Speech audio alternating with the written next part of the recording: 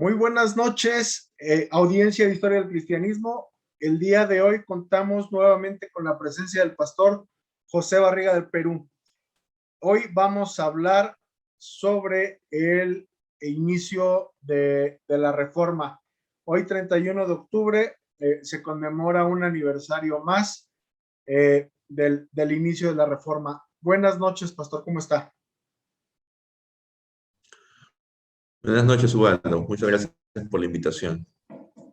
Pues bueno, hoy vamos a tocar un tema que es fundamental en la historia de la cristiandad y en la historia de Occidente, que es pues el día en que el doctor Martín Lutero clava las 95 tesis en la Iglesia de Todos los Santos en Wittenberg.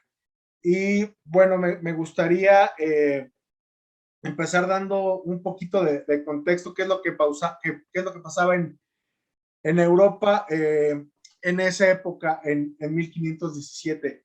En Europa, el emperador del Sacro Imperio Romano Germánico era todavía Maximiliano, ya un emperador pues anciano, ya un emperador que estaba en sus últimos años y tenía a su nieto Carlos, hijo de su hijo Felipe, que tenía 17 años en ese entonces, cuando Lutero clava las tesis.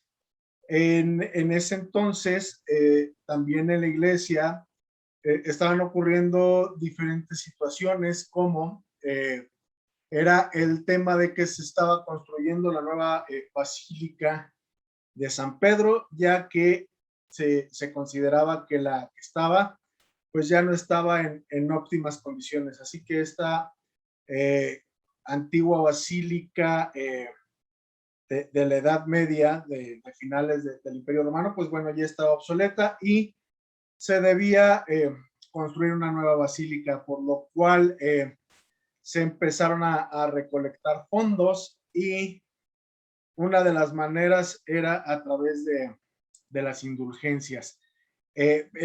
También teniendo un poquito en contexto, unos años antes dentro de la iglesia había habido personajes como Wycliffe en Inglaterra y Hus en Bohemia, ¿no?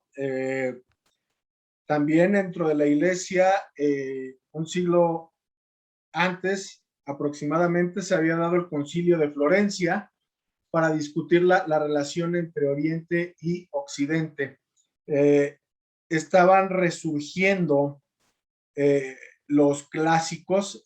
Teníamos a un Erasmo de Rotterdam, que era pues bastante curioso intelectualmente y llegó a cuestionar muchos puntos y llegó incluso a hablar de la palabra de Dios y bueno, implementó el Novum Instrumentum, que era una traducción de la Biblia, y toda una serie de cosas estaban ocurriendo. Estaba en ebullición Europa. Por otro lado, ¿qué estaba pasando en nuestro continente? Unos años antes había llegado Cristóbal Colón a América y de la mano de los reyes católicos había empezado la colonización y evangelización de América.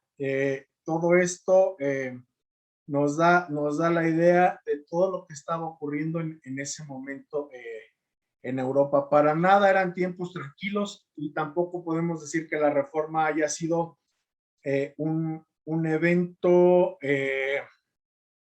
pues aislado. También tengamos en cuenta lo que ocurría en el imperio. En el imperio todo el mundo estaba viendo que pues el emperador Maximiliano ya estaba en las últimas. ¿Y qué pasó? Se empezó a discutir quién sería el sucesor de Maximiliano en el imperio. Los príncipes electores estaban pendientes, no era como tal una sucesión hereditaria, sino que había un colegio de príncipes electores. Y dentro de los candidatos en esa época estaba el nieto de Maximiliano, que era Carlos V, pero también estaba el candidato más fuerte en ese momento, que era Federico de Sajonia. En base a esto, bueno, vamos a ir narrando poco a poco qué es lo que ocurría. ¿Podría usted narrarnos, pastor, qué pasaba dentro de la iglesia? ¿Cuáles eran las inquietudes en ese momento de la iglesia, hablando teológicamente? Bueno, en esa época estaba muy extendido el tema de la muerte, la preocupación por lo que va a ocurrir después de la muerte. Recordemos de que en el siglo XIV hubo la peste negra, ¿no? Y que mató a muchas personas, a millones de personas en Europa. Entonces, esto llevó a que haya una gran preocupación por qué le va a ocurrir a la persona después de la muerte, dado de que en muchos casos esa muerte había sido inesperada y la persona no estaba preparada, digamos.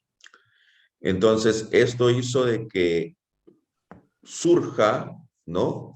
Toda una serie de asociaciones, de gremios que contrataban a sacerdotes para que puedan decir misas en beneficio, ¿no? De las personas que habían fallecido. ¿Para qué? Para que el tiempo en el purgatorio de estas personas se acorte. Porque como estas personas, en algunos casos, no habían muerto, digamos, de manera esperable, sino que habían muerto de forma inesperada en muchos casos o de forma rápida.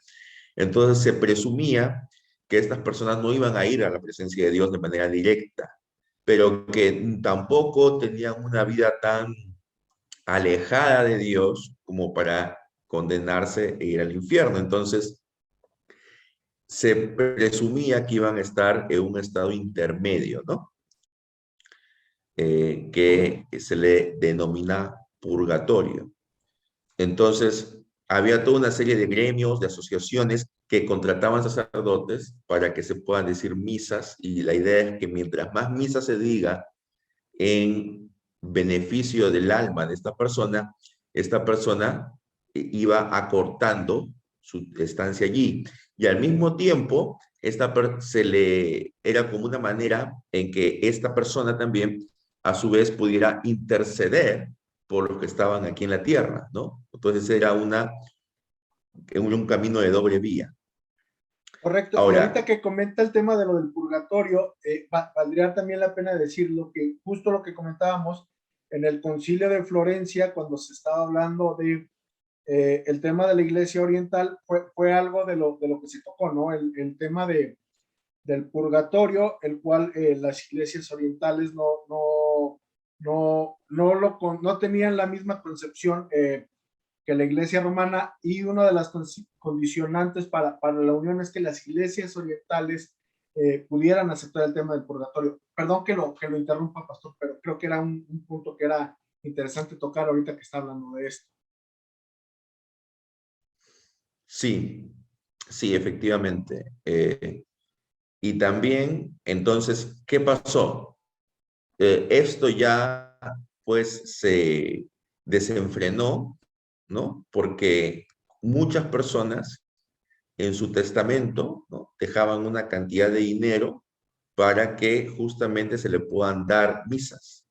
Esto también, ¿a qué llevó? A que en muchas iglesias se construyan varios altares, entonces se pudieran dar misas al mismo tiempo, porque era tal la demanda, ¿no? De misas que se necesitaban, y todas eran en honor de o en beneficio de algún fallecido. Entonces ya se desvirtuó por completo la misa o la adoración a Dios como el acto en que el pueblo de Dios iba a adorar a Dios. Simplemente se estaba convirtiendo en un negocio, ¿no? Donde el sacerdote cobraba tanto, iba, daba su misa, ¿no? De repente lo más rápido posible, y luego daba otra misa, y luego otra misa, y luego otra misa, y no había realmente un sentido de orientación hacia el pueblo, no había una catequesis, no había una enseñanza, todo se reducía en buena parte a dar la misa para que la persona pueda reducir su estancia en el purgatorio. Entonces, cuando llegan las indulgencias, la gente dice, esto está más fácil, ¿no? Porque doy la indulgencia, ¿no? Pago por la indulgencia y también se me promete que el alma de mi fallecido, de mi familiar fallecido, también va a cortar su estancia en el purgatorio. A tal punto que hubo un predicador de indulgencias que decía que ni bien la moneda caía en el, ¿no? El alma de la persona salía volando del purgatorio hacia el cielo. Entonces, ya eso ya era pues una manera extrema de cómo publicitar las indulgencias. Y todo esto que llevaba a que el pueblo cada vez sea más ignorante de lo que decían las escrituras. Las personas no leían las escrituras. En buena parte, una, porque había un buen grueso de la población que eran analfabetos. En otro caso, porque las escrituras estaban en latín y la mayoría de las personas del vulgo no conocía el latín. El latín solamente lo conocían las personas educadas. Y en otras situaciones, porque antes de la imprenta era muy caro tener un ejemplar de las escrituras en casa. Era carísimo, porque todo era copiado a mano.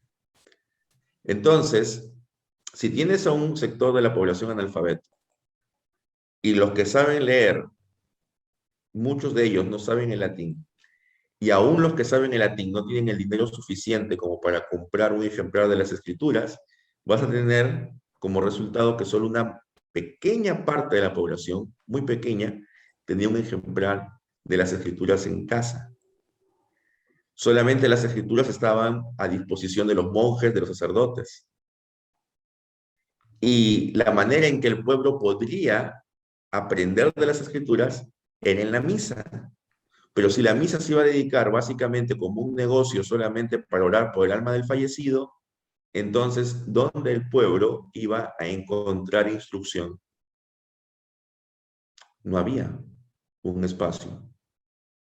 Y por eso es que se levantaron cada cierto tiempo predicadores diciendo que era necesaria una reforma en la iglesia. Porque la gente realmente ya no leía las escrituras, la gente ya no estaba consciente de lo que enseñaba, de lo que enseñaban los apóstoles, de lo que enseñó nuestro Señor Jesucristo. Había muchas supersticiones en ese momento, ¿no? Y mucho se había convertido en un negocio, ¿no? Y lamentablemente la jerarquía de la iglesia en esa época, pues, eh, se hacía de la vista gorda y empeoraba de la situación, porque para conseguir dinero, ¿qué hacían? Ellos prácticamente vendían algunos puestos, ¿no? Porque como la iglesia tenía muchas tierras, entonces el obispo también disponía de esas tierras. Entonces era un buen negocio ser obispo. Entonces, ¿qué pasaba? La iglesia prácticamente ponía en venta el cargo de obispo o el cargo de sacerdote de alguna parroquia que tuviera muchas tierras anexas para que la persona que acceda a esto también pudiera administrar esas tierras y obtener una ganancia. Pero esa persona, pues, en la mayoría de los casos no conocía de teología, no conocía de las escrituras. ¿Y qué era lo que pasaba? Simplemente iba por cumplir, recitaba lo que decía el formulario de la liturgia y se iba, y la gente no entendía. O por último, a veces ni siquiera iba él, sino mandaba a un representante. Entonces, la gente no tenía realmente una, un cuidado, ¿no?, de lo que las escrituras decían. No, no tenían acceso, pero no porque se lo prohibieran, sino porque la misma iglesia, que era la encargada, ¿no?, de hacerles entender las escrituras, no se lo daba. Correcto, pastor, correcto. En esa época, pues, digamos que había una relajación en cuanto a todos estos temas, ¿no? Y la palabra, de alguna manera, se estaba dejando a un lado. Eh, Platícanos un poquito de quién era el doctor Lutero. Hay una anécdota en la cual él en su juventud eh, sobrevive a un rayo, y gracias a eso es que se ordena sacerdote. No sé si pudiéramos abordar un poquito esa anécdota, y si nos pudiera explicar si es más bien algo legendario o algo histórico. Bueno, pareciera que es algo histórico, ¿no? Él se encomienda a Santa Ana y él dice de que si logra sobrevivir a esta tormenta, entonces él va a entrar, ¿no?, al convento y se va a hacer sacerdote, porque él iba a ser abogado. Es más, ya prácticamente tenía todo listo para ser abogado, había hecho los estudios, pero como él se atemorizó tanto en esa tormenta y pensaba que iba a morir, él se dice, ¿no?, que se encomienda a Santa Ana y dice que si logra sobrevivir esa tormenta, él iba a entrar en el monasterio, ¿no?, para ser sacerdote. Y él cumplió su promesa, ¿no?, y entró a los agustinos. Así es. Eh, Pastor, en este caso, el doctor Lutero, bueno, es importante hacer ver esto. Él entra a la orden de los agustinos, y pues obviamente las enseñanzas de San Agustín de Hipona son muy influyentes en su pensamiento.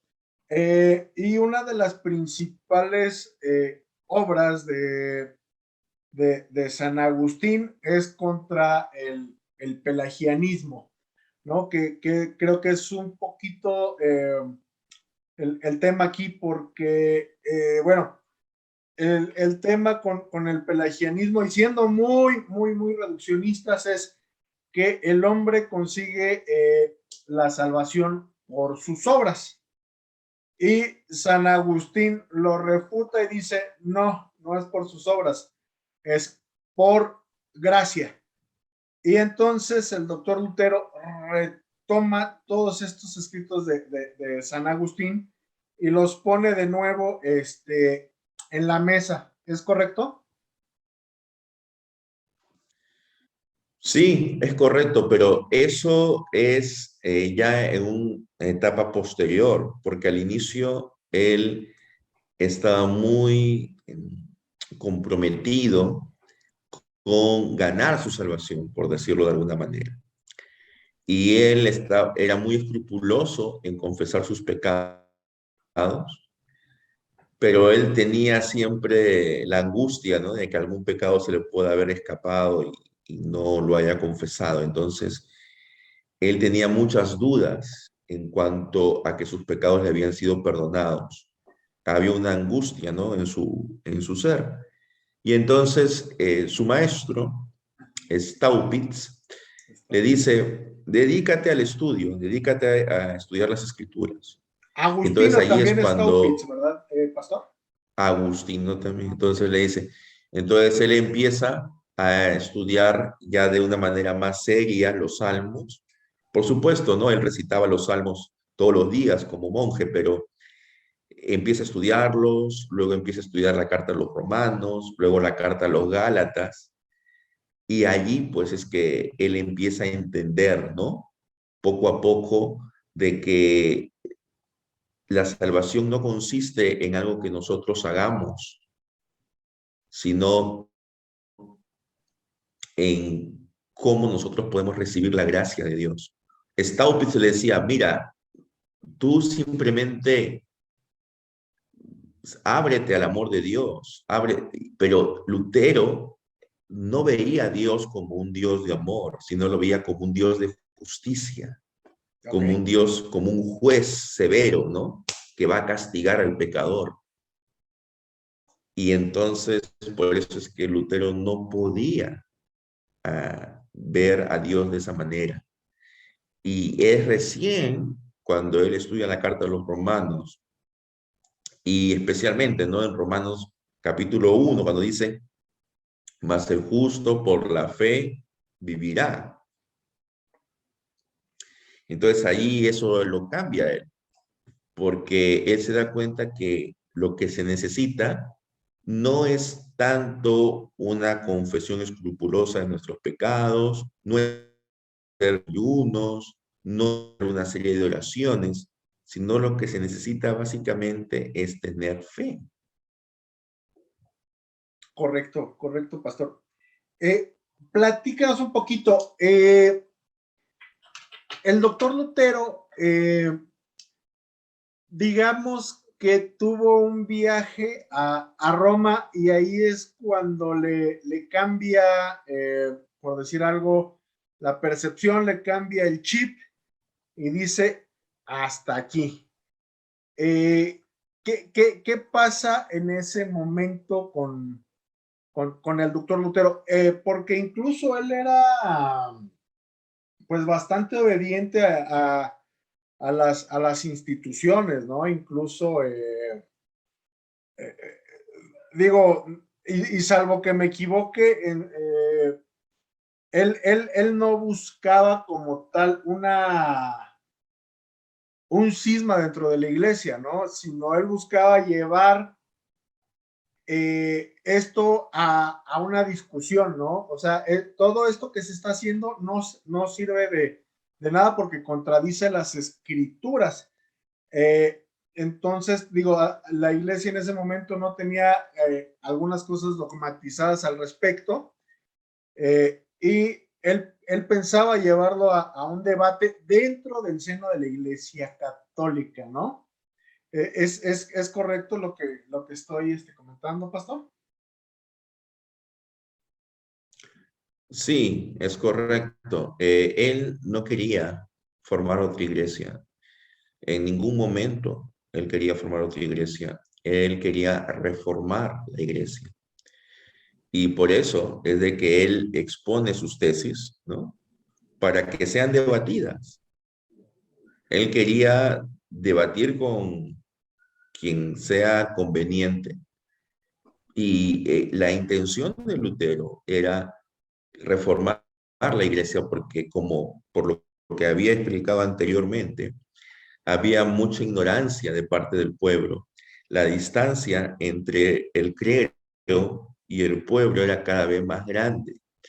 Y el clero a veces y los teólogos, los doctores, a veces se pasaban el tiempo discutiendo de asuntos que podrían tener algún provecho intelectual, pero no respondían a las necesidades de la gente.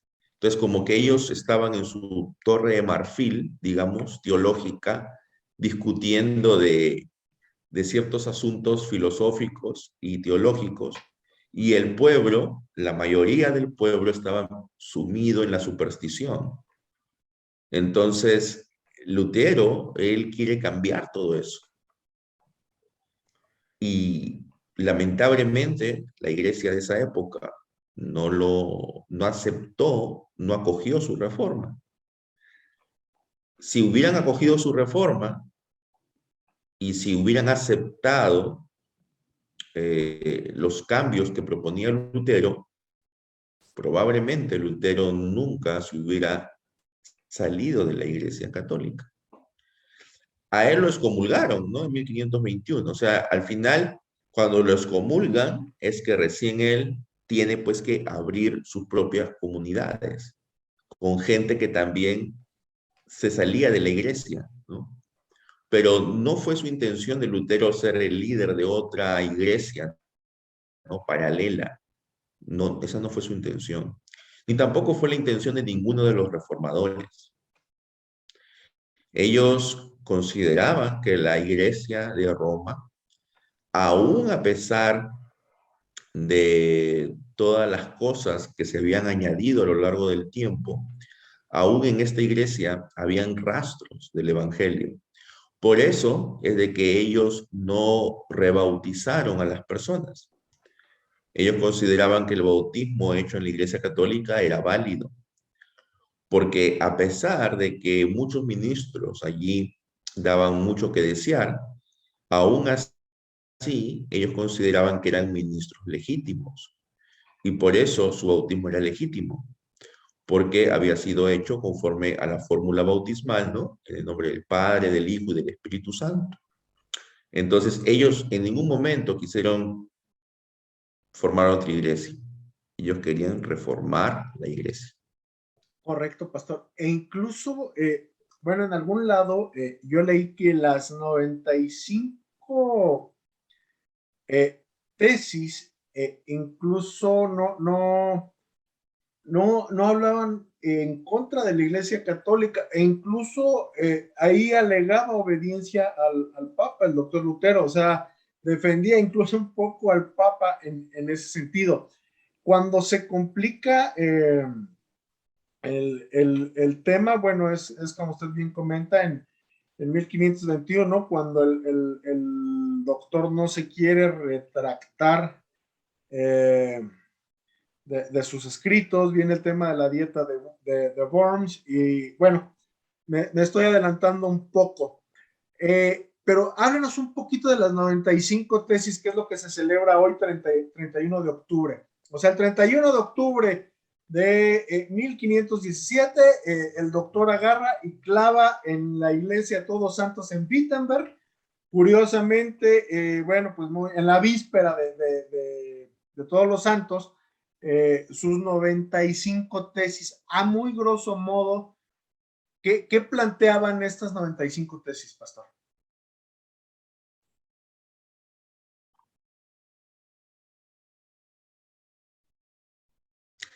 Sí, bueno, él las clava en la víspera del Día de Todos los Santos, porque él sabía de que al día siguiente, que era la fiesta, la gente pues iba a estar allí en la iglesia, ¿no? Y que iban a ver las tesis. Ahora, lo importante es que las 95 tesis eran, en primer lugar, una invitación al debate. No era una ruptura con la iglesia.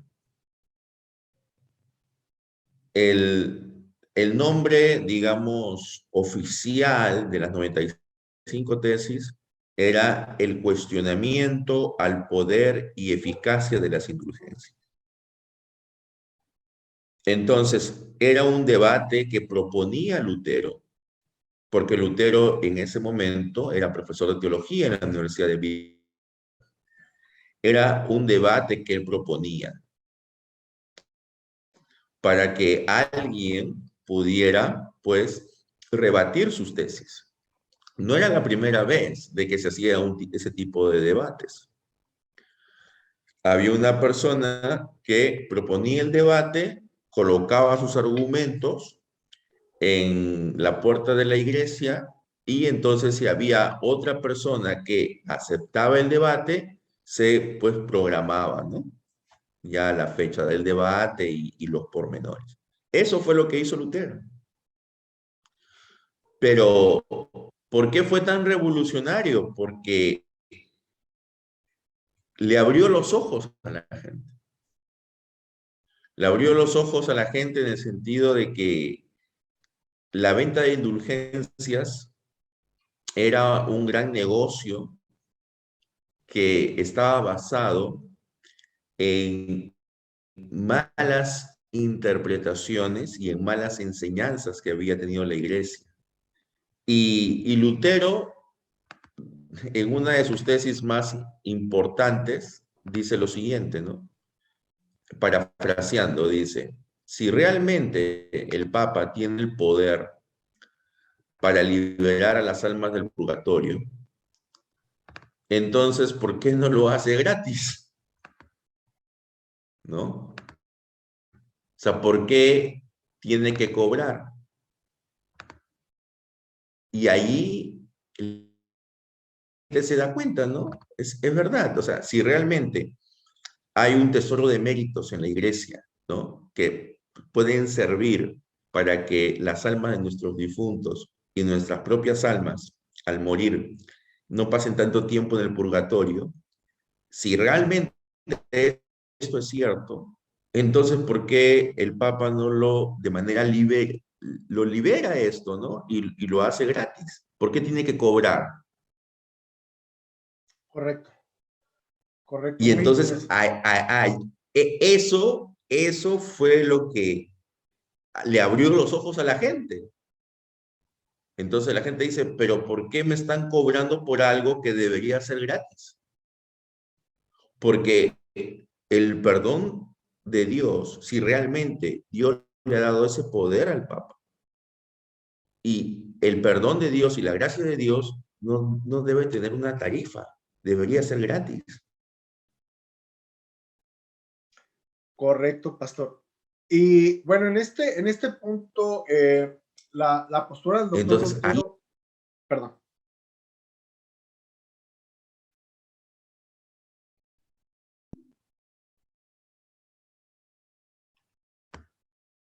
sí, no le perdón, escuché la última parte.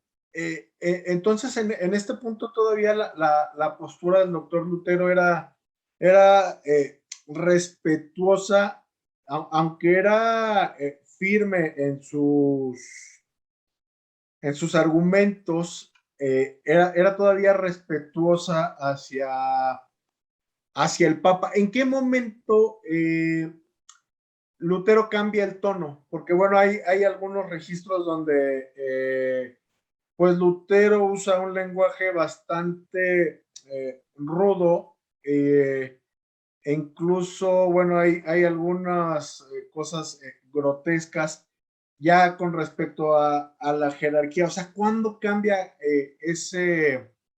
el tono el doctor Lutero y empieza con un lenguaje ya más fuerte y se refiere directamente al Papa como el anticristo y cambia toda esta eh, manera de dirigirse? O sea, en qué punto? Después de la excomunión. Eso fue ya cuando empiezan pues las hostilidades, empiezan a perseguirle y con mayor razón aún después de la excomunión, ¿no? O sea, Correcto, hasta 1517 Lutero no se refería al Papa, digamos, de una manera peyorativa, aun cuando sí estaba decepcionado del Papa, pero aún, como tú mismo has dicho, a través de las 95 tesis, él lo respeta.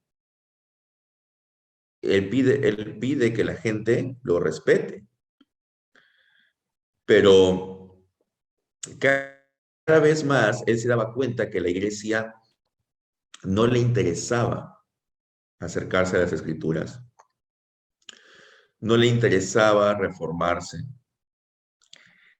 y más bien estaban tan enfocados en acumular dinero, en acumular poder, en hacer guerras, ¿no? Porque incluso como el papado tenía ejército y hacía guerras, ¿no? Entonces, todo eso era la principal preocupación de la iglesia en esa época y no la salvación de las personas y no el bienestar de las personas. Y por eso es que Lutero cada vez más se decepciona del Papa y de toda la corte, ¿no? De toda la curia. Y él indica que es el anticristo, ¿no? Porque él se está poniendo en el lugar de Cristo, ¿no? Como vicario de Cristo y está dando pues un mensaje que no es el verdadero. Entonces la idea del anticristo era alguien que usurpaba, ¿no? El lugar de Cristo para dar un mensaje erróneo, un mensaje que no era cierto. Por eso es que se indica de que el papado es el anticristo. O sea, más que una persona en específico, La institución. el oficio del papado, la institución es el anticristo. Correcto. Pastor, y bueno, dentro de todo este proceso, el papel del príncipe Federico el Sabio, Federico de Sajonia, es determinante. Muy probablemente sin la protección eh, pues del príncipe Federico, hubiera terminado el movimiento de Lutero muy rápidamente. ¿Usted cree que las intenciones de Federico al proteger a Lutero eran sinceras en cuanto a temas de fe o realmente buscaba un contrapeso contra el emperador que había resultado electo, que en este caso era Carlos V? Y digo, poniendo un poquito en contexto también, eh, Carlos V del Imperio Germánico también había sido coronado rey de Castilla, ¿no? Y de Aragón y Navarra y todos los reinos ibéricos. Y bueno, él en el caso de España tenía el respaldo de la Inquisición que habían empezado sus abuelos, ¿no? Los reyes católicos. Él tenía eso, la figura de la Inquisición en España. Sin embargo, en el imperio no tenía esa figura, ¿no? Eso también facilitó el tema de la reforma. Pero digo, regresando a mi cuestionamiento original, los príncipes protestantes, y que de hecho creo que es de ahí de donde viene el nombre protestante, que apoyaron a Lutero, ¿usted cree que tenían un incentivo realmente piadoso o era una guerra dentro del ajedrez político de la época? Bueno, lo que podría decir es de que en paralelo a la reforma estaban surgiendo distintos nacionalismos, ¿no? Y eso ayudó a la reforma definitivamente, no podemos negarlo. La idea en la Edad Media de un emperador y un papa, es decir, una persona que representara el poder político y otra persona que representara el poder espiritual en toda Europa, cada vez estaba siendo más desafiada, ¿no? Porque había en varios lugares la idea de que no era necesario, ¿no? Que haya un solo hombre que gobierne sobre toda Europa. Y eso ayudó a la reforma porque por lo general el emperador pues era aliado del papa. Y muchas veces el papa, para congraciarse con el emperador, les daba ciertas prerrogativas. Por ejemplo, ¿no? Aquí en América, el Papa les dio prerrogativas a tal punto de que prácticamente eran los reyes los que manejaban la iglesia y no el Papa. Y eso fue ¿por qué? Porque querían ganarse su confianza, querían ganarse su lealtad. Porque, como dije anteriormente, el Papa también estaba metido en guerras. Entonces necesitaba el apoyo de los reyes, ¿no? Para Claro. ir a la guerra contra otros. Entonces, había muchos temas políticos ahí. Y los príncipes electores, por ejemplo, ¿no? Querían definitivamente, de alguna manera, contrapesar, ¿no? En cuanto al gran imperio, ¿no? Al Sacro Imperio Romano Germánico, ellos querían que su autoridad de ellos sea cada vez más fuerte. Y entonces, si podían desunirse también del papado, que representaba ese poder centralizado, pues mejor aún. Entonces sí había un componente político. Probablemente algunos de ellos también estaban de acuerdo con las reformas que proponía Lutero y los demás reformadores. Pero evidentemente también hubo un componente político que ayudó a que la causa de la reforma sea respaldada y se expanda por toda Europa, al menos por todo el norte de Europa principalmente. Correcto, pastor. Y en el caso de España, hablando muy puntualmente, a pesar de que estaba la institución de la Inquisición, bueno, pues sí llegó a haber alguna influencia, ¿no? Tan es así que, bueno, me voy a mover un poquito hacia el tema. Cierto monje de la Orden de los Jerónimos decide traducir la Biblia al castellano. No sé si nos puede hablar un poquito. Ya, usted ya sabe perfecto a dónde voy. No sé si usted nos pudiera profundizar un poquito en el tema.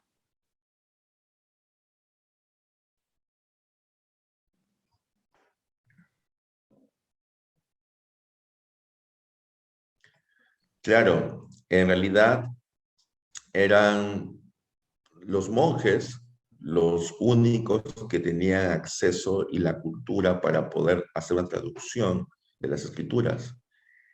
Y Casiodoro de Reina, ¿no? Él hace la traducción de las escrituras y en la famosa Biblia del oso, ¿no? Porque había un oso, ¿no? En la portada. Y eso fue algo que ayudó mucho a que la reforma siga expandiéndose, ¿no? Que la gente pueda leer las escrituras en su propio idioma, aun cuando ya habían otros intentos previos de esto. La imprenta fue otro factor que ayudó mucho para la expansión de la reforma, porque hizo mucho más barato la adquisición de Biblias y también de otros materiales. Se dice, por ejemplo, de que en esa época, ¿no? Habían algunos materiales, algunos libros que se colocaban en el bolsillo, ¿no? De las personas, se hacían chicos para colocarlos en el bolsillo y las personas iban, ¿no? Y en sus ratos libres lo leían, viajaban los que eran comerciantes a otros lugares e iban compartiendo, ¿no? Esas nuevas noticias de cómo se podía reformar la iglesia. Entonces, era toda una novedad, ¿no? Pero claro, como toda novedad, siempre van a haber algunas personas que van a salirse, ¿no? Del caos. Y Lutero también fue duro con ellos, ¿no? En la llamada rebelión de los campesinos, cuando hay todo un grupo de gente que empieza a saquear monasterios, empieza a destruir las imágenes. Lutero, él le dice a los príncipes que actúen en contra de ellos, porque la reforma que él propone no es una reforma violenta, no es una reforma de ese tipo. De hecho, es una de Es las más, él grandes dice críticas a Lutero, ¿no, prácticamente pastor? de que, bueno, pero en el fondo, él lo que él quería era mostrar de que él en ningún momento apoyaba estos movimientos. O sea, la reforma no tenía, aun cuando los políticos se pudieron haber aprovechado de la reforma no tenía un componente político. O sea, la reforma no buscaba derrocar a ningún gobernante, no buscaba hacer una revolución. La reforma lo único que buscaba era que la iglesia se reforme de acuerdo a las escrituras. Todos los reformadores, por ejemplo, la confesión de Habsburgo, Sí. que es la confesión de la iglesia luterana, ¿a quién se le presenta? Al Sí, rey. así es. En la primera edición de los institutos de la religión cristiana de Calvino, Calvino le dedica el libro y se lo presenta al rey. O sea, la idea de los reformadores es que los gobernantes entiendan de que ellos no tienen nada en contra suya, en contra suyo, y que lo único que les piden es que acepten esta doctrina y que les permitan vivir en paz y tener una adoración conforme a lo que ellos consideran correcto, ¿no? Entonces, ante esta situación, que haya un grupo de gente que empieza a hacer saqueos, empieza a hacer desmanes, eso, dice Lutero, no tiene nada que ver con la reforma que yo estoy proponiendo, Ah, eh, ¿no? Aunque el doctor en su forma de expresarse de los campesinos es bastante eh, duro, ¿no, Duro. pastor? O sea, y no me refiero a duro de, o sea, los insulta tal cual, o sea, digo, son palabras que son Bueno, insultos fuertes, ¿no? O claro, sea, Lutero era una persona bastante de temperamental. vehemente, temperamental, ¿no? Y cuando él quería hablar mal de alguien, no tenía ningún reparo en hablar mal de alguien y en usar adjetivos contra esa persona o contra esa institución. Se le critica mucho a Lutero, por ejemplo, ¿no? De hablar mal de los campesinos, hablar mal de los judíos, hablar mal de los turcos, pero esa era la opinión mayoritaria de las personas en ese día, ¿no? En ese día había claramente un sentimiento en el que Lutero encajaba. No es que Lutero era el malo, ¿no? Que era el único que pensaba eso. Lutero representaba el pensamiento promedio, ¿no? En esa época. Correcto, pastor. Correcto. Una pregunta, hablando del doctor Lutero también, y ya entrados en el tema ya un poquito más avanzados, no sé si nos pueda platicar un poquito de los debates que tuvo con Johann Eck, que era, bueno, digamos, su contraparte en cuanto a temas teológicos, y digamos que Johann Eck era un defensor, pues, del lado del papado. No sé si nos podía dar un poquito de información de esos debates que hubo entre ellos. Bueno, lo más importante de esto es que Lutero llega a una conclusión, ¿no? Porque Johann Eck y otros le dicen, oye, pero mira, lo que tú dices contradice lo que ha dicho el concilio tal en tal año. Lo que tú dices contradice lo que ha dicho el Papa tal en tal año, ¿no? Y entonces Lutero dice algo que, y ahí sí, ahí él como que hay un par de aguas, ¿no? Parte de aguas con la iglesia. Cuando él dice, mira, los concilios pueden errar, los papas pueden errar. Entonces, allí él sí ya está demostrando, ¿no? Con eso de que prácticamente él ya no puede. ¿no? Regresar a la iglesia porque él está admitiendo algo que la iglesia consideraba que era pues sagrado, ¿no? Claro, y es De cuando que dice que él es cautivo, ¿no? Que su conciencia es así cautiva de es. la Y él palabra de dice, Dios. a menos que me demuestres con las escrituras, no con lo que ha dicho el concilio tal, o con lo que ha dicho el papa tal, o con lo que ha dicho el teólogo tal, sino a menos que me demuestres con las escrituras que yo estoy equivocado, no me voy a retractar, ¿no? Porque mi conciencia está cautiva a la palabra de Dios. Entonces, Y, allí Lutero, ahora, hay algunos que han malinterpretado eso y piensan que a Lutero solamente leía las escrituras y que todo lo demás a Lutero no le importaba. Eso no es cierto. O sea, Lutero leía a los padres de la iglesia y si uno lee los escritos de Lutero, va a encontrar muchas citas de los padres de la iglesia, especialmente de San Agustín. Es más, en alguna parte Lutero dice, mi teología no es más que la teología de San Agustín. correcto. Pero, ¿qué es lo que diferencia a Lutero? Lo que Lutero dice es, por más de que yo admire y aprecie los trabajos de distintos padres de la iglesia y de distintos doctores, ante estos trabajos, por encima de estos trabajos está lo que dice la escritura misma. Porque estos trabajos no son otra cosa que una interpretación, una aplicación de lo que dice las escrituras. Si no, se vuelve pura filosofía, ¿no? O sea, Con, si yo disocio la teología de la revelación divina, entonces eso ya no es teología, ¿no? Porque la única revelación es la que está en las escrituras.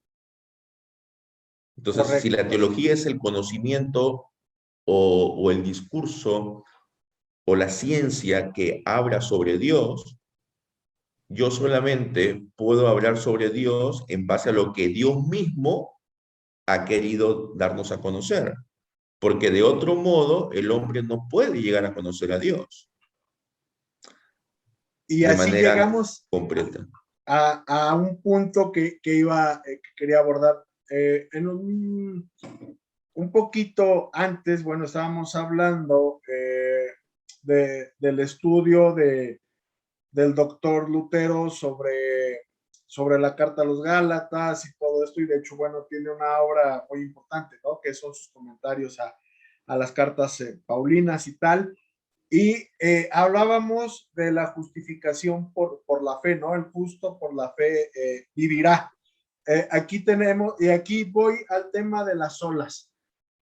Aquí podemos hablar que ya abarcamos el tema de la sola fide. Y ahorita con lo que usted está comentando, estamos hablando ya del tema de la sola escritura, que es bueno, la sola solo la palabra de Dios, ¿no? Es revelada. Se habla mucho de las 5 solas de la Reforma. Sin embargo, las 5 solas no son atribuibles a Lutero, ¿no? Digamos que Lutero hizo o abarcó formalmente el tema de las de 3 solas, pastor, y las últimas 2 ya son, digamos, un complemento de las iglesias reformadas. No sé si nos pudiera hablar un poquito ya del tema de las solas de la Reforma. Bueno, las olas no son exactamente de Lutero, ¿no? O sea, lo que pasa es que Lutero estableció las bases para las olas, por decirlo así. Sí, Pero él no específicamente las indicó. Ahora, las 5 solas, ¿no? Que es solo fe, solo gracia, solo Cristo, solo Escritura y solo a Dios la gloria. sí. Entonces, estas 5 solas, digamos que ha marcado el devenir de la iglesia evangélica, ¿no? Y es, digamos, como los lemas de la iglesia evangélica. Y es una de las razones por las que la iglesia evangélica en su conjunto celebra el Día de la Reforma, porque a veces uno podría cuestionarse, ¿no? Y algunos ya lo han hecho, ¿por qué hay un gran grupo de evangélicos que celebran el Día de la Reforma si ellos, pues, no creen lo que creía Lutero? O sea, si queremos ser estrictos, la reforma, el día de la reforma, si queremos ser estrictos y queremos que lo celebren aquellos que estarían de acuerdo con Lutero, pues solo podrían celebrarlo los luteranos, ¿no? Y tal vez ni siquiera los luteranos actuales, ¿no, pastor? Claro, los luteranos, me refiero a los luteranos conservadores, ¿no? Sí, sí, sí, Ortodoxos, no a los progresistas, ¿no? Porque correcto. obviamente Lutero, si estuviera llegar a una iglesia luterana donde ve a un obispo o a un pastor transgénero, pues se muere, ¿no? Se muere de nuevo.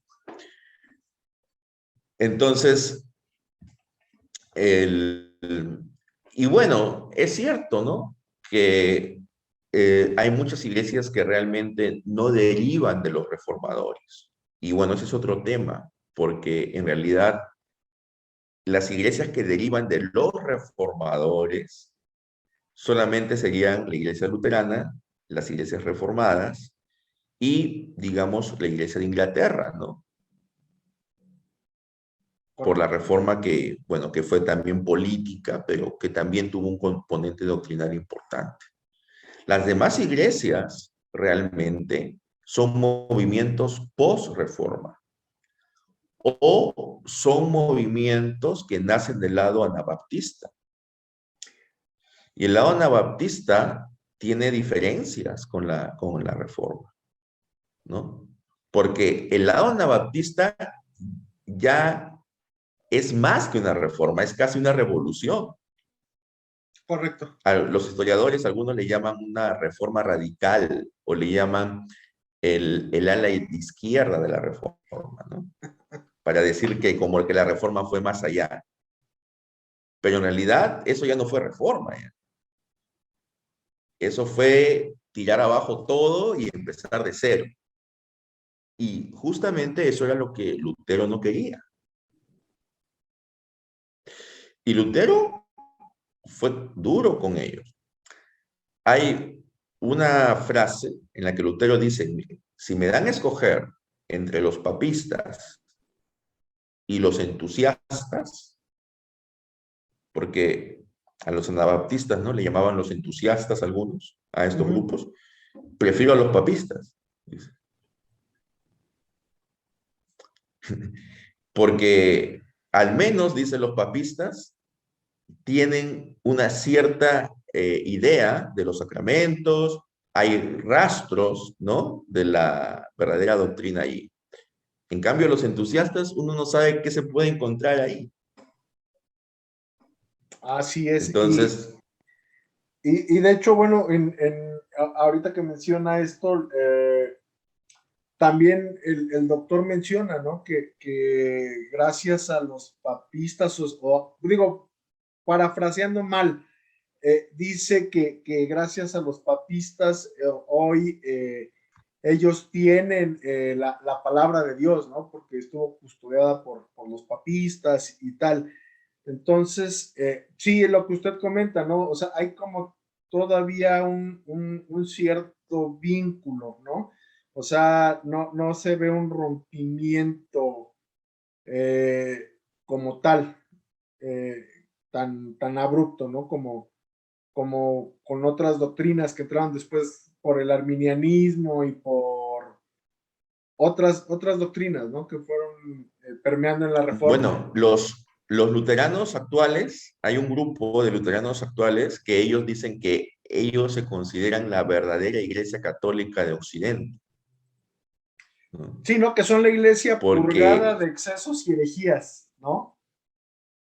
claro, ellos dicen, nosotros somos la Iglesia Católica de Occidente y la Iglesia Romana es la que pues ha añadido más cosas. ¿no? Y son Correcto. ellos los que se deben arrepentir de esto y son ellos los que deben reformarse, ¿no? Nosotros quisimos que es la reforma, pero ellos no quisieron, entonces nosotros continuamos con la iglesia. Ellos no sienten, ¿no? Al menos un grupo de ellos, no sienten que hayan formado una nueva iglesia, sino que ellos, digamos, son como una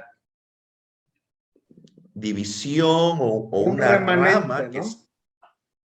un remanente que salió de la iglesia y que ellos conforman la verdadera iglesia católica. Ellos son la verdadera iglesia católica. Eso es lo que algunos indican, ¿no? También en el anglicanismo hay algo de eso, ¿no? En algunos grupos, que ellos consideran pues de que son lo que la iglesia de Occidente debió ser, ¿no? Si es que no se hubiera añadido tantas supersticiones y tradiciones durante la Edad Media, ¿no? Especialmente después del Gran Cisma. Correcto, correcto, pastor. Eh, no sé si nos pudiera platicar un poquito y ya como para ir empezando a cerrar el tema, ¿qué le debe Occidente como a nivel cultural a la reforma? ¿O cuáles son los frutos, las perlas de la reforma para nuestra civilización, para nuestra vida cotidiana al día de hoy? Bueno, una de las cosas principales es el libre examen. En la Iglesia Católica, el examen estaba supeditado al magisterio, ¿no? Es decir, una persona podría tener una interpretación, pero esa interpretación tenía que someterse a lo que dijera el magisterio, ¿correcto? La reforma dijo no. Cada persona con las herramientas adecuadas, y ahí está el problema. Cada persona con las herramientas adecuadas puede interpretar las escrituras. El problema es que el libre examen no contemplaba lo que iba a ocurrir siglos después, que cualquier persona cogiera la Biblia y empezara a interpretarla como creía conveniente, ¿no? Eso no era el libre examen para los reformadores, porque cuando los reformadores estaban pensando en el libre examen, estaban pensando en personas que tuvieran un conocimiento teológico, tuvieran un conocimiento, aunque sea básico, de los idiomas originales, tuvieran un conocimiento de la historia de la iglesia.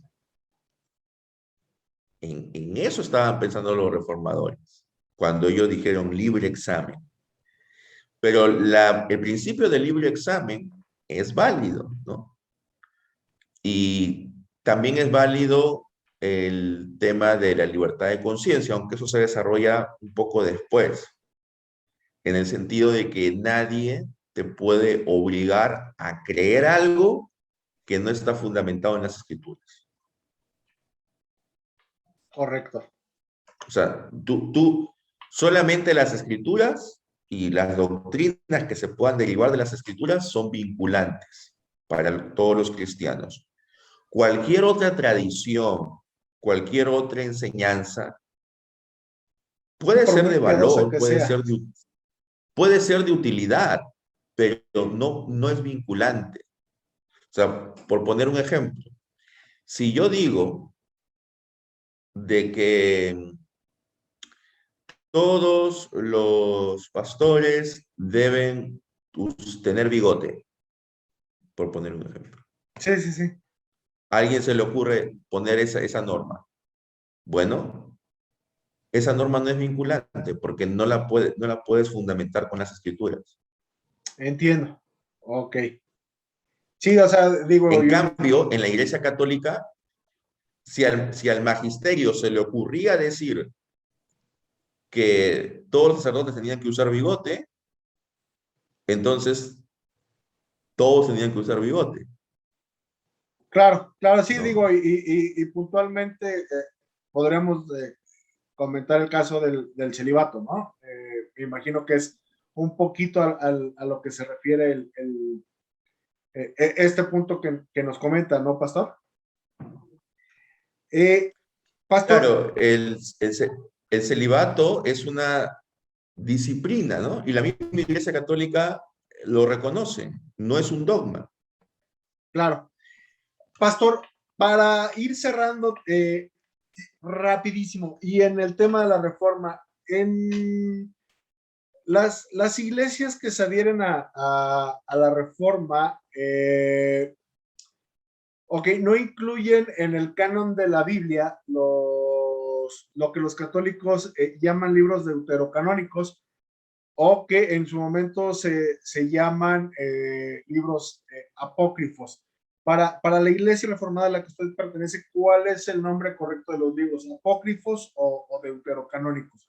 Porque, por ejemplo, la Biblia del oso original sí los incluye como un apéndice. Entiendo que, por ejemplo, los luteranos no se apegan al canon, sino más bien a la versión de los 70, ¿no? Al canon alejandrino. ¿Por qué se opta por no usar el canon alejandrino de la Biblia? Y bueno, no sé si nos puede hablar un poquito de esto en cuanto a la Biblia de los reformados y por qué se quitó de la Biblia pues es que ya decir la Biblia del oso no sería lo correcto, sino más bien sería, después vino la Biblia del cántaro y ya después con las revisiones, la Biblia Reina Valera, ¿no?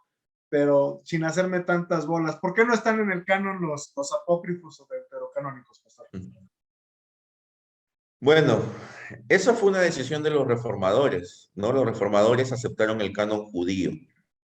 Los judíos, ellos tenían 22 libros en su canon.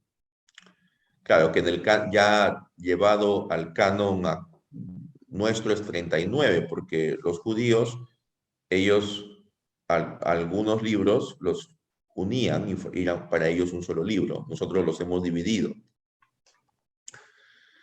Por ejemplo, ¿no? Para ellos no existe como libros independientes, ¿no? Abdías, Nahum, Sofonías. Para ellos todo esto forman un solo libro, todos estos profetas menores. Entonces, ellos consideraban que solamente estos libros que forman parte del canon protestante son los libros sagrados. ¿Por qué? Porque son libros que en primer lugar han sido escritos en hebreo, salvo algunas porciones de Daniel que fueron escritas en arameo y también algunas porciones de Esther, ¿no? Entonces, el haber sido escrito en hebreo, el haber sido escrito por personas, en algunos casos profetas, que eran personas enviadas por Dios, entonces le daba una autoridad a esos libros, mientras que los otros libros, los otros 7 libros, ¿no? Que tiene el canon católico y aún más otros libros tiene el canon ortodoxo, me parece que tienen 3 libros más ellos. Así es, Macabeos 3, Macabeos 4. Ellos tienen, claro, tienen el Salmo 151, o sea, claro, el Salmo 151, o sea, en el libro de los Salmos tienen un salmo más, aparte tienen la oración de Manasés, ¿no? Tienen tercera de Macabeos, creo. Entonces, ¿por qué no incluir esos libros? Porque los judíos pues consideraron de que esos libros no eran sagrados y los reformadores digamos que se adhirieron a la posición judía que también me parece, no estoy del todo seguro, fue la posición de Jerónimo. Correcto. Sí, Ahora, lo que pasa es de que los otros 7 libros o 10 libros también aparecían en las Biblias desde la época de la Reforma hasta el siglo XIX. Es a partir del siglo XIX que los quitan de las Biblias. Y esos libros, lo que dicen algunas confesiones reformadas, es de que esos libros, si la gente desea, los pueden leer. Y hay cosas útiles allí. Y hay dos libros especialmente que creo que pueden ser de provecho si es que se leen con discernimiento, que son el libro de Sabiduría, ¿no? Y el libro de Eclesiástico. Pero dicen también las confesiones que no deben basarse en ninguno de estos libros para hacer doctrina. Es decir, no se puede extraer de estos libros argumentos para poder realizar o para poder establecer doctrinas. Y pastor, para su iglesia, ¿cuál es la denominación correcta para estos libros? ¿Apócrifos o deuterocanónicos?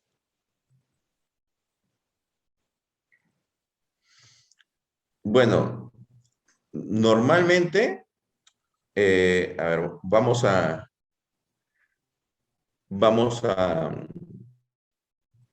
ver lo que dice la confesión de fe de Westminster al respecto, Sí. que es la confesión oficial de la iglesia, ¿no? Para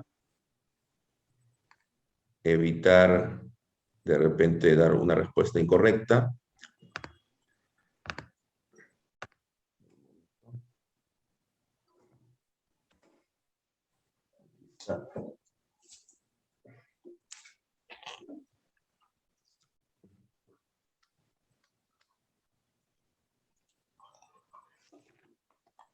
Bien, entonces, en cuanto a los libros apócrifos,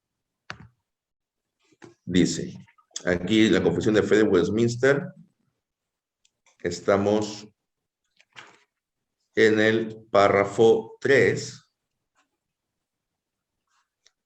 del capítulo 1 de las Sagradas Escrituras.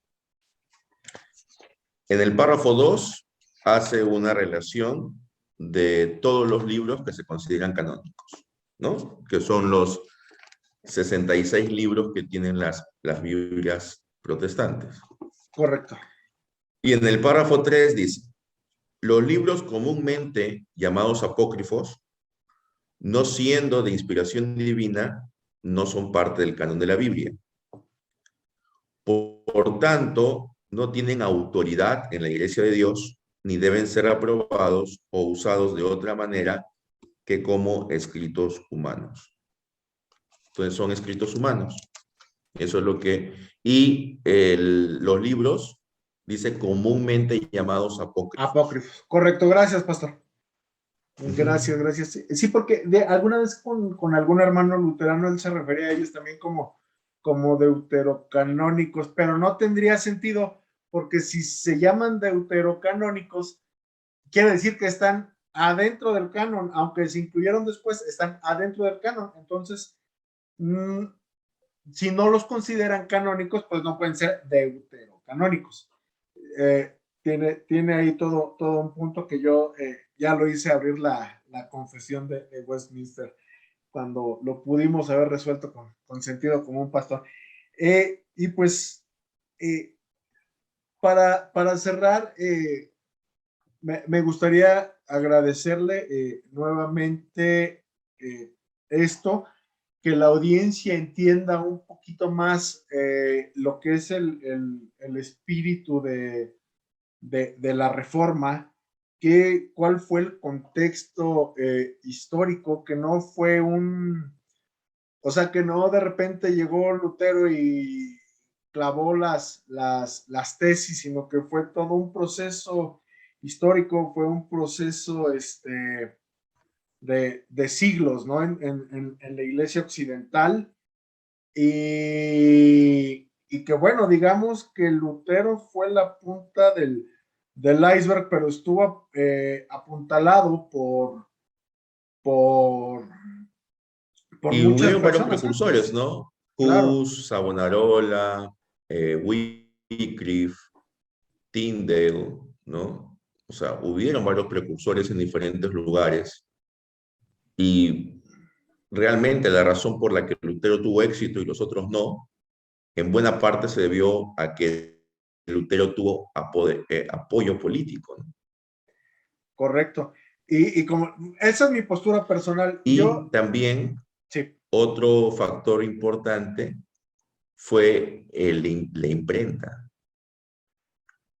La imprenta hizo de que los escritos de Lutero se expandan muy rápidamente, ¿no? En cambio, antes de la imprenta, era muy difícil de que el escrito de una persona pudiera llegar a otros lugares, ¿no? En cambio, con la imprenta, simplemente ni siquiera la persona tenía que escribir. Habían personas, digamos, que escuchaban las charlas, entonces ellos mismos, ¿no? Hacían como un resumen de la charla y empezaban a panfletearlo. y es algo que es muy divertido, ¿no? Ver los testimonios de las épocas, las evidencias, cómo se caricaturizaban de un lado y del otro, ¿no? O sea, digo, por un lado es una Claro, tristeza esos como panfletos cristianos. venían con ilustraciones, con caricaturas, con burlas, ¿no?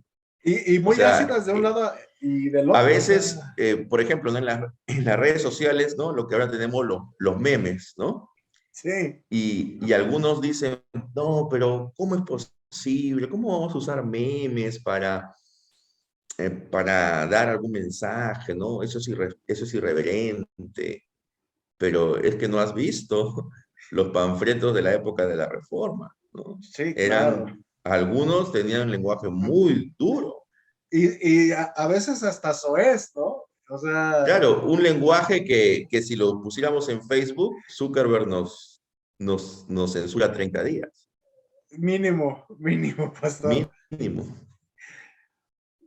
Así es. Y pues bueno, digo, en cuanto al tema de la reforma, tocamos bastantes puntos. Le agradezco mucho. No sé si de su parte hay algún otro tema que se quedó pendiente o lo dejaríamos para otra ocasión, pastor. Pero bueno, creo que yo todo lo que quería, Yo creo que está bien, ha sido un panorama interesante.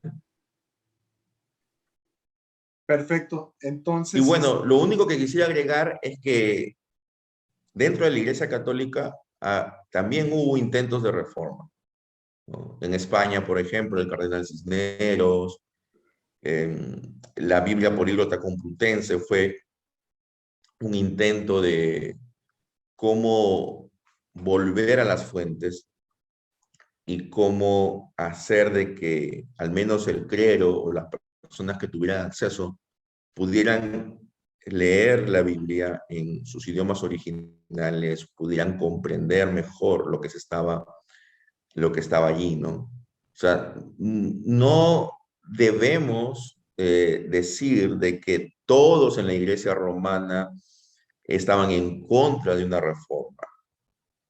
Había mucha gente que estaba a favor de una reforma y había mucha gente que se quedó en la iglesia católica romana a pesar que de repente no estaban de acuerdo con las decisiones de la jerarquía, pero por una cuestión de lealtad o por una cuestión de que ellos pensaban que era mejor reformar desde adentro, se quedaron.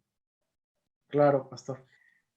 Digo, Y incluso podemos el pensar problema fue que en el Concilio de Trento, allí prácticamente todos esos intentos de reforma a nivel doctrinal ya quedaron bloqueados. sin ningún espacio, ¿no? Claro, porque Bloqueados completamente. por ejemplo, se dogmatizó, ¿no? Se dogmatizó cosas que no estaba, o sea, que estaban a debate, ¿no? Por ejemplo, como la sola fide, ¿no? Ah, no, ¿sabes qué? Así es.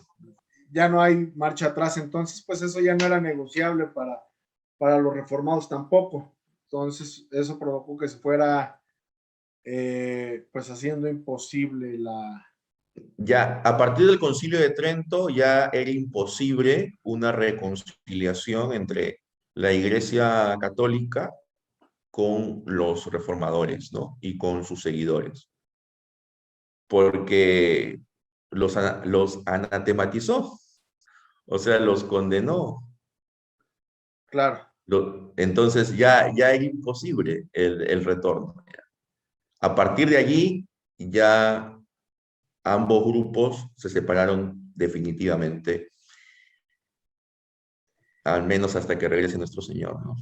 Y Así donde es, nuevamente todos los que son sus hijos, pues formarán un solo pueblo, y ahí muchos tendrán que pedir perdón por no dar realmente solución a ciertos temas que debieron dar solución en su época, ¿no? Y preferir el poder y el dinero antes que el bienestar de las personas. claro, claro, y al final, digo, como usted comenta, de ambos lados, pues hubo grandes aciertos y grandes errores, ¿no? Y Dios leerá los corazones y seguramente, digo, ya para cerrar, yo por mi parte podría decir que yo sí creo en la sinceridad del doctor Lutero en cuanto a su intento de reforma. Sí creo que era una persona convencida y coherente con lo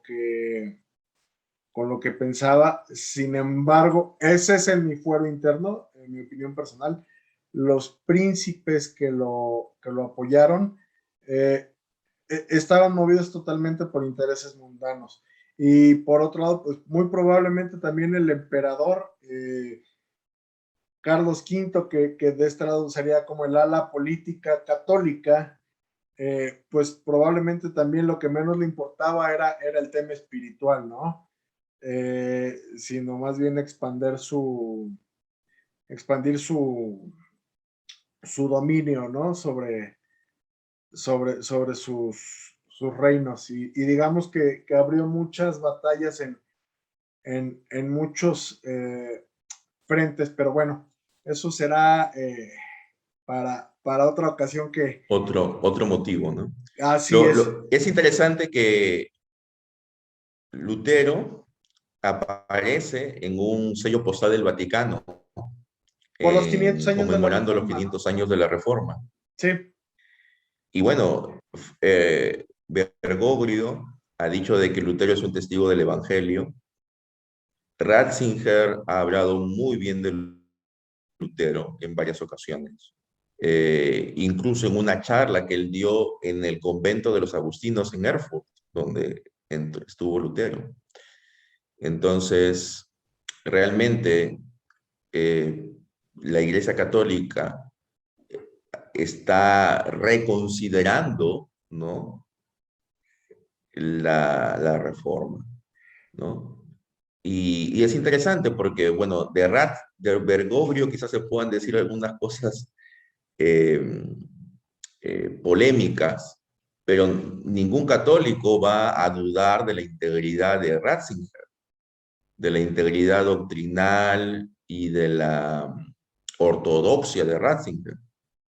claro, Y él, incluso pues visitó la tumba de Lutero, ¿no? Siendo el Papa Benedicto XVI, y es correcto lo que dice. Y también por el otro lado, un grupo de luteranos solicitó a la Iglesia Católica que levantara la excomunión de Lutero. Entonces, la bueno, excomunión. si están pidiendo eso es que de alguna manera están reconociendo que, que, que, que la Iglesia Católica Romana tiene alguna validez, o sea, se están acercando nuevamente, ¿no? Y yo creo que la cristiandad está pues en ese camino, ¿no? Recordemos también, digo, alejándonos un poquito del tema, pero hablando de la unidad, cuando se reúnen en Jerusalén Pablo VI y el patriarca Atenágoras, ¿no?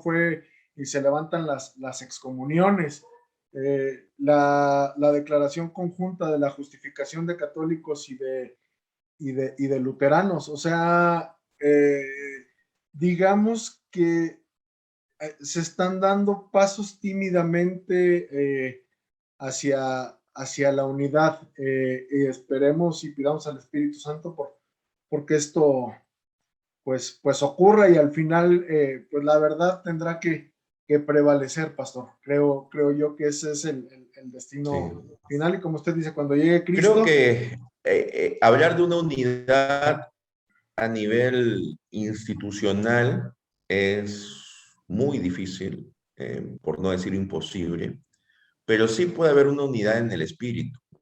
claro, Y, y como decía el Papa actual, cuando un islámico agarra a un cristiano y lo degolla, no le pregunta primero si es católico romano, si es ortodoxo o si es evangélico. Para un islámico, todos somos lo mismo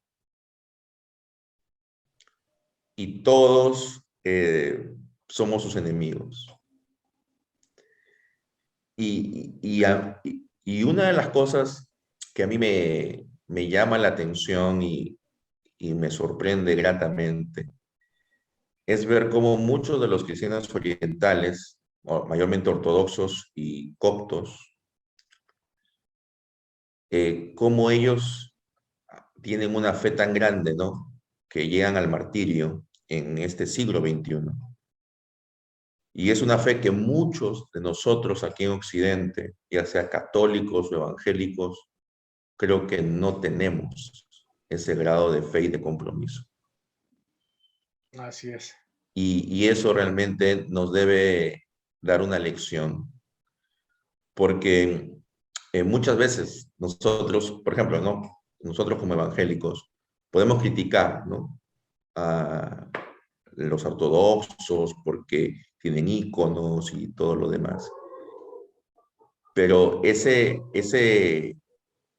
compromiso que han mostrado con Cristo, el derramar su sangre por Cristo, realmente no, no lo podemos ningunear, no lo podemos subestimar y debemos aprender de ellos. Y debemos aprender de toda la iglesia perseguida, ¿no? Y allí, aunque tengamos diferencias doctrinales, yo estoy seguro que estos coptos, yo no tendría que ser realmente alguien sin sentido común para decir de que estos coptos o que estos ortodoxos que han sido sacrificados, ¿no? Que han sido martirizados, se van a condenar. Claro, Porque ellos han demostrado con hechos que su fe, por más de que tenga, desde nuestra perspectiva, tenga errores, pero que su fe realmente es genuina. así es. Así es, y es la fe de que Jesucristo es su Señor y su Salvador, ¿no? Que es el Así es. fundamento. Y aceptan los fundamentos de la fe. Y, y a veces más que nosotros, ¿no? Porque dentro de los evangélicos incluso hay gente que niega la Trinidad, como los pentecostales unicitarios. Entonces, pues estos coptos están más dentro de la fe verdadera, ¿no? Así es, pastor. Pastor, para cerrar, no sé si podríamos realizar una pequeña oración donde, pues, hablemos de digo, hablando del tema de la reforma, ¿no? Hacia una verdadera unidad y hacia una verdadera eh, reconciliación, ¿no? No sé si pudiéramos hacer una pequeña oración que hable sobre todo de eso, de reconciliación. No sé si sería mucho pedido, mucho atrevimiento, pastor. Bueno, podemos orar y pidiendo que el pueblo de Dios pueda seguir caminando, ¿no? Juntos y que a pesar de nuestras diferencias podamos entendernos. Y una última cosa, yo creo que es importante para nosotros como evangélicos destacar la diferencia entre la Iglesia Católica Romana como institución y su sistema doctrinal, que nosotros consideramos que tiene muchos errores y desviaciones de las Escrituras, y tampoco podemos soslayar eso, ¿no? Porque no sería honesto. O sea, nosotros creemos que hay cosas que deben cambiar, pero esa es una cosa, y otra cosa son los católicos, ¿no? Como individuos que han puesto su fe en Cristo para salvación. Entonces, el problema, yo creo que muchas veces nosotros equiparamos la iglesia con las personas y les negamos la salvación a todas las personas allí. Y yo creo de que por más errores y problemas que tenga la Iglesia Católica, como dicen las confesiones reformadas, como la confesión galicana, hay rastros aún del verdadero evangelio. Y por eso es de que hay personas dentro de la Iglesia Católica que son hijos de Dios. Y yo no lo puedo negar. Como también espero que los católicos concedan el hecho de que hay personas dentro de la Iglesia Reformada, dentro de la Iglesia Luterana, dentro de la Iglesia Metodista, etcétera, que también son hijos de Dios. Claro, A incluso pesar de nuestras diferencias. los católicos aceptan como válidos, lo que usted comentaba, ¿no? Aceptan como válidos los bautismos de las iglesias protestantes históricas, de los ortodoxos y tal. Entonces el bautismo pues es lo que convierte en hijos de Dios a estas personas, ¿no? Y como usted dice, al final yo creo que si el fundamento es la fe en Jesucristo, la sola fide, eh, no hay que pertenecer a alguna denominación en específico para poderse salvar, pero pues eso está en las manos y en la misericordia El, de Dios. Hubo un teólogo anglicano, Jules, Uh -huh. él dijo algo muy interesante, dijo, no necesitas creer en la doctrina de la justificación por la fe sola para ser justificado por fe. Exacto, es a lo que iba. O sea, a lo mejor el católico no cree como tal en la doctrina de la sola fide, pero si el fundamento es la gracia por fe a través de las obras, pues ya está la parte de la fe, ¿no? Entonces, pero bueno, eso ya son cosas teológicas en las cuales yo no soy ningún experto, pastor, pero me hace mucho sentido lo que usted comenta. Usted sabrá mucho más de esos temas que yo. Gracias, Ubaldo, por la invitación. Pues muchas gracias, pastor, y no sé si pudiéramos hacer pues esta pequeña oración para cerrar y ponernos en manos de nuestro Señor. Ok, oremos.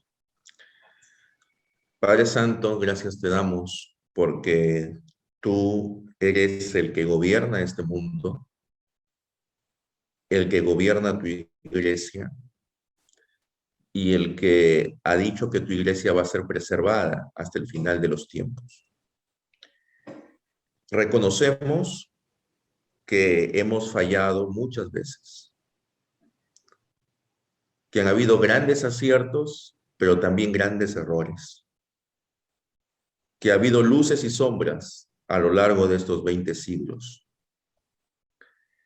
Te pedimos perdón por todas las fallas que hemos cometido, por todas las piedras de tropiezo que hemos puesto a pequeñitos en la fe. Te pedimos perdón porque no hemos sido iluminados con tu palabra muchas veces y nos hemos dejado vencer por las tentaciones que nos ofrece el mundo de ambición, de poder, de dinero. Ayuda a tu iglesia, oh Señor. Ayuda a que tu iglesia, tus hijos que están diseminados en las distintas confesiones cristianas, puedan realmente seguir adelante en la carrera de la fe. Te doy gracias por la labor que realiza cada cristiano, por el testimonio que realiza, por su entrega, por sus actos de amor al prójimo. Ayúdales a que puedan seguir adelante y ayúdanos a nosotros a que podamos ver en nuestro hermano a alguien que también, como nuestro hermano, es un hijo tuyo.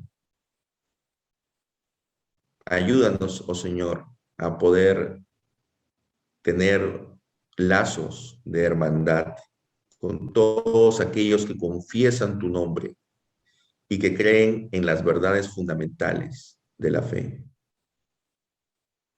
En el nombre de Cristo Jesús, nuestro único y suficiente Salvador, ese es nuestro anhelo. Así como fue el anhelo de Él, que todos seamos uno para que el mundo crea. En su nombre oramos. Amén. Amén. Pues muchas gracias, pastor, y querida audiencia, los esperamos en una siguiente emisión. Bendiciones para todos. Bendiciones.